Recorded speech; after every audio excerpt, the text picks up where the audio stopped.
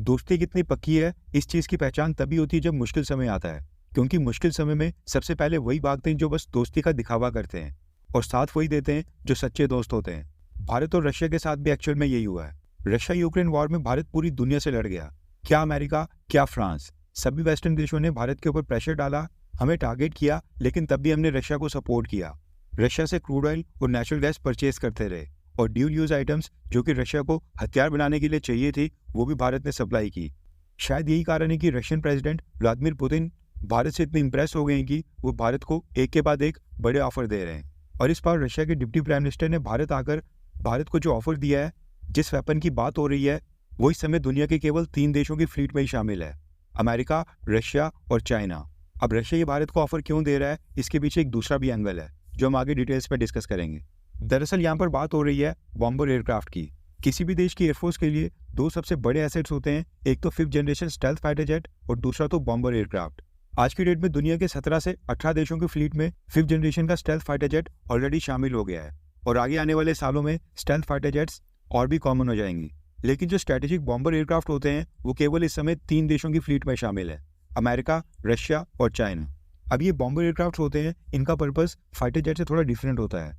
ये hostile territory में घुसकर एनिमी के ग्राउंड टारगेट्स के ऊपर हैवी बॉम्बिंग के लिए इस्तेमाल किए जाते हैं। न्यूक्लियर और कन्वेंशनल दोनों टाइप के वेपन्स कैरी कर सकते हैं। और अगर डिफरेंस की बात करें तो एक फाइटर जेट की पेलोड कैपेसिटी काफ़ी लिमिटेड होती है, यानी कि काफ़ी कम होती है, 5,000 से लेकर 20,000 पाउंड तक की, जबकि एक बॉम्बर एयरक्राफ्ट 20,000 से लेकर 70 से 80,000 पाउंड तक की पेलोड कैपेसिटी रखता है। ज़्यादा पेलोड कैपेसिटी का मतलब है ज़्यादा बॉम्ब्स, ज़्यादा मिसाइल्स और ज़्यादा न्यूक्लियर वेपन्स कैरी कर पाना।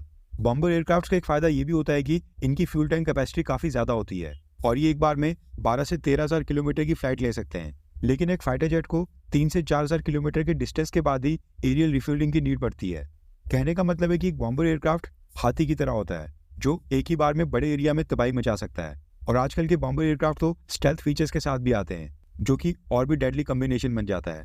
अब मसला यहाँ पर यह है कि भारत के पास इस समय ना तो 5th जनरेशन का एक स्टेल्थ फाइटर जेट है और ना ही एक बॉम्बर एयरक्राफ्ट। और रशिया से न्यूज़ निकल कर आ रही है कि रशिया ने अपना सबसे advanced Tu-160M heavy bomber aircraft Bharat को ऑफर कर दिया है। इसकी रेंज 12,000 किलोमीटर तक की है विदाउट रिफ्यूलिंग और ये एक साथ 12 long range cruise missiles, short range nuclear missiles और बॉम्ब्स को एक साथ कैरी करने में सक्षम है।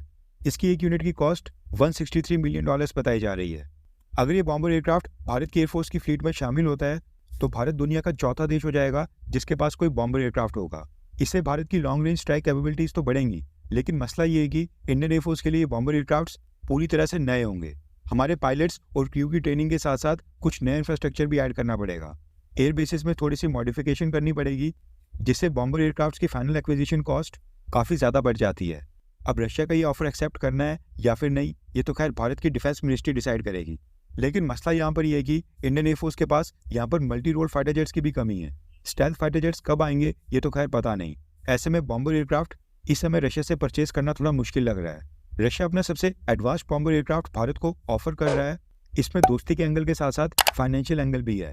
रशिया हथियार बेचकर कमाई भी करना चाहता है और इसमें कोई भी बुरी बात नहीं है, क्योंकि भारत भी तो अपनी डिफेंस एक्सपोर्ट्स को बढ़ाकर रेवेन्यू जनरेट करने की कोशिश कर रहा है। अब आपको क्या लगता है कि भारत को पहले क्या परचेज करना चाहिए, एक 5th जनरेशन का स्टेल्थ फाइटर जेट या फिर एक स्ट्रेटेजिक बॉम्बर एयरक्राफ्ट? नीचे कमेंट करके अपनी राय जरूर बताएं।